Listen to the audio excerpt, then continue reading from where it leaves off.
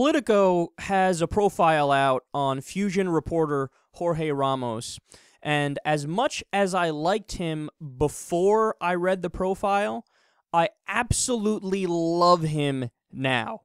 So first, listen to the bitterness that came out of the other reporters that are the so-called mainstream reporters in the U.S. when they were asked about Ramos. Chuck Todd, quote, was asked about Ramos for the profile and simply said, "It's not about us." So it was a snarky kind of brush off. Another reporter who didn't go on the record took a swipe at Ramos for not understanding the, quote, difference between activism and journalism. Now, why are a lot of these guys angry at Ramos? Because he dares to question authority. He dares to go after the establishment.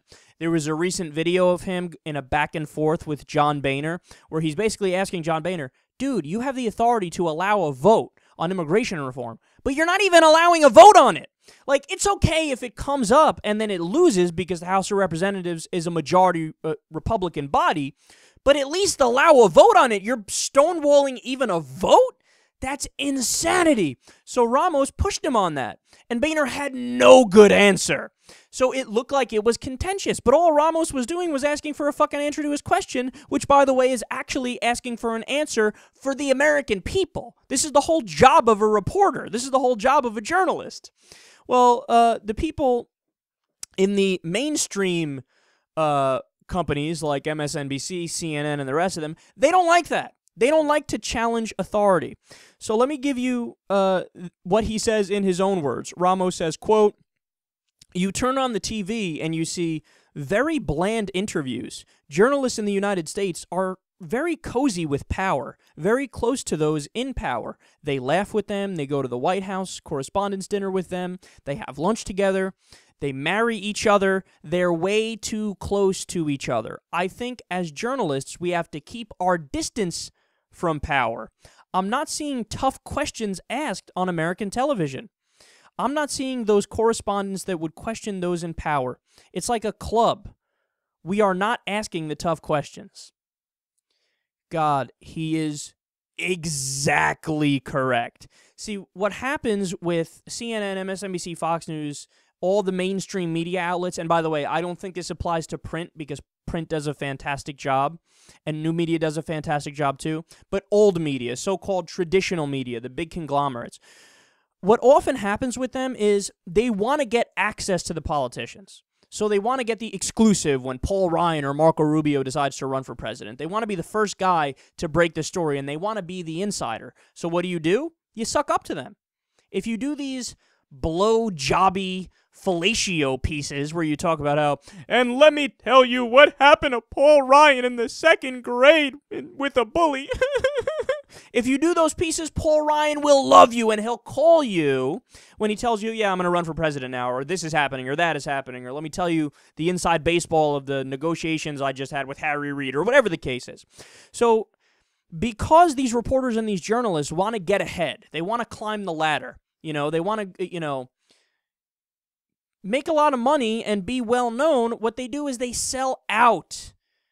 They become buddies with the politicians, but that totally undermines and totally forgets what the real purpose is of having a media.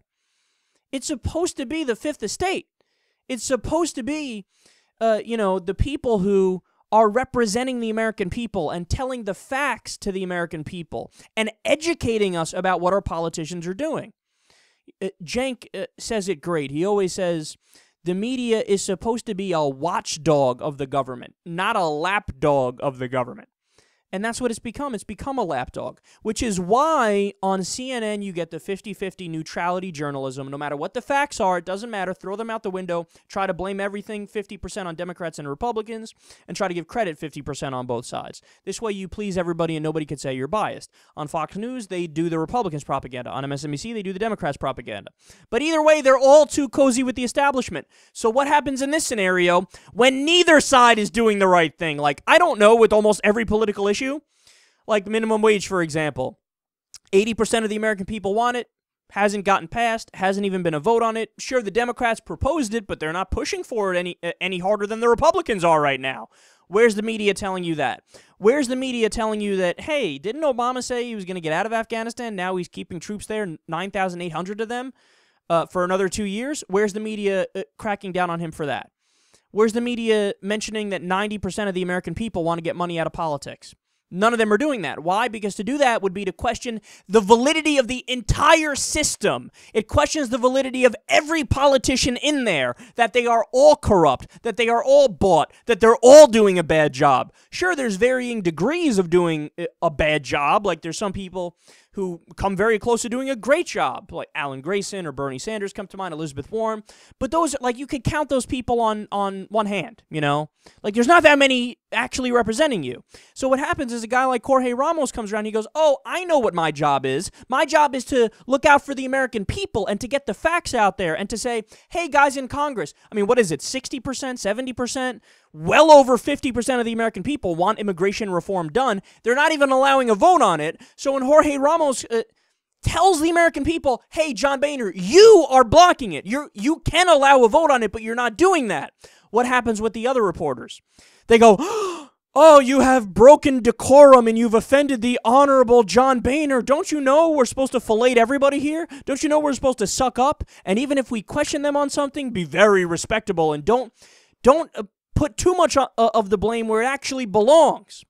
No, you can't do that. You can't do that. So what happens? The establishment lashes out at the one person who's actually doing his job well. Well, guess what, Jorge Ramos? You got us on your side.